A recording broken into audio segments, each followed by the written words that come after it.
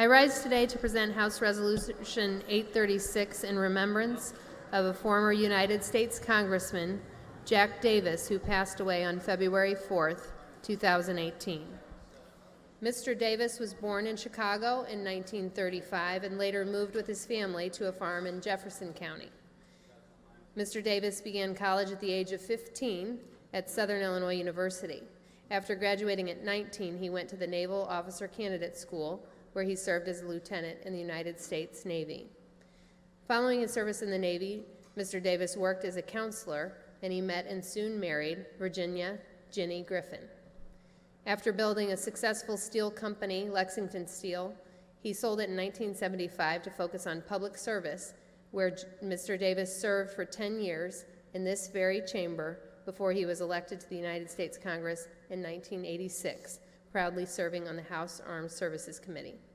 Mr. Davis and his wife moved to Sangamon County after his time in Congress ended, but it wasn't long until his country asked him to serve again.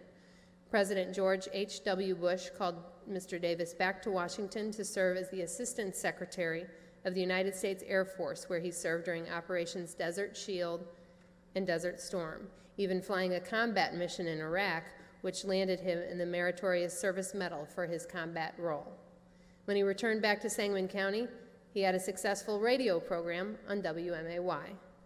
His life of public service must have had a very positive impact on his kids.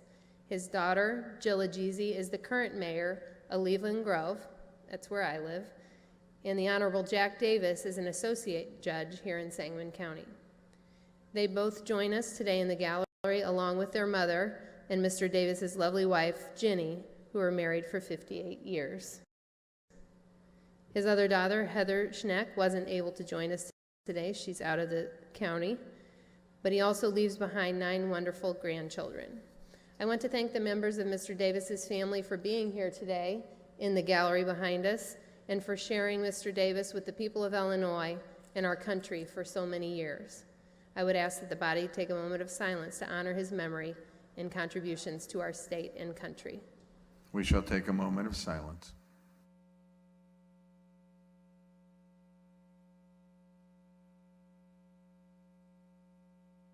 Mr. Harris is recognized.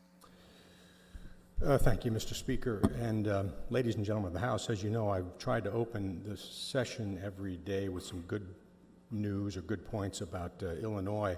And I'd like to use this time to talk about the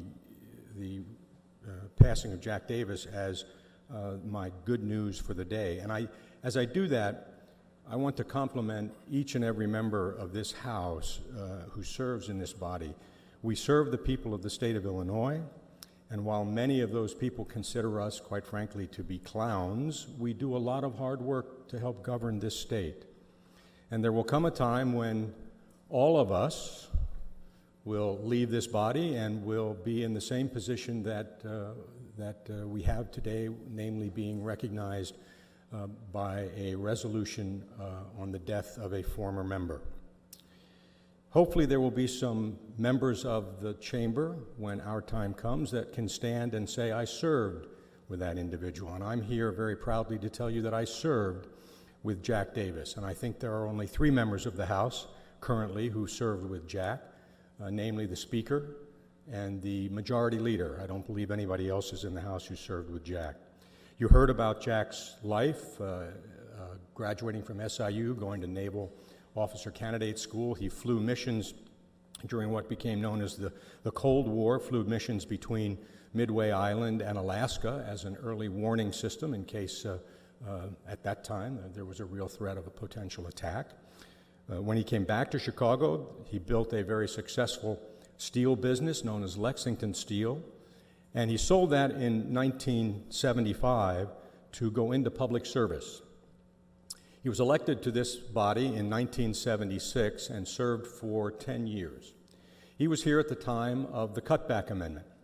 As a matter of fact, when we went to the single-member House, he had a very spirited contest for minority leader. He ran for minority leader, and it was a tough fight between him and the other individual, the other Republican in the race, namely Lee Daniels. Lee won that race. But Lee recognized that Jack had a strong following in the House, and he made Jack one of his assistant minority leaders. And I like to tell you there was one bill that comes to mind as I think back on it. One bill that comes to mind that I was pleased to be able to co-sponsor with Jack. Jack was the lead sponsor. There was a minister in the state of Illinois who was driving a Rolls Royce. And at that time, we gave a break for a reduction in your license plate fees if you were associated with a church. Well, driving a Rolls Royce and being associated with a church just doesn't really ring very well. And Jack said, you know, we can do something about that, and introduced a bill to do away with that abuse. And my point there is, while it may not have meant a lot, or in terms of dollars and cents, he was really a guardian of the public dollar. In 1987, Jack went to Congress, as you heard, served the 4th District, which at that time represented a good part of Will County. After Congress, you heard that the president appointed President Bush 41, appointed him as the Assistant Secretary of Defense for Manpower and Readiness Affairs. And when he came back to Illinois, Jack was blessed. He was blessed in many ways, but he was blessed with a gift that I wish I had, and that is he had this deep, sonorous voice that just is absolutely perfect on the political stump and also perfect on the radio. And he came back to Springfield, and he spent many years conducting a talk show on WMAY, a very successful one. He had a true love of the outdoors. He was a sportsman all the way through. He especially loved sport fishing in waters all over the world. I can tell you that he was really a genuine public servant who understood the importance of public service. He recognized that his constituents placed their trust in him, and he guarded that trust. Unfortunately, in his later years, he was felled by the ravages of dementia, but he leaves a wonderful wife of 58 years who's with us in the gallery today, along with his son and one of his daughters. He had a loving family. He lived a full and enriching life of which his family can certainly be very proud. And I will tell you, in my opinion, we should all be so lucky to leave such a legacy. May he rest in peace. Representative McDermott, do you rise to this resolution? Please proceed. Thank you very much.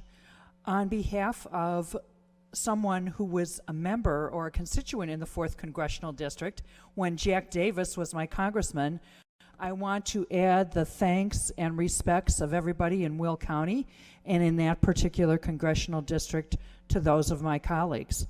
I was not at that time an elected official, but I was very active in politics and actually marched in a number of parades for Representative Davis.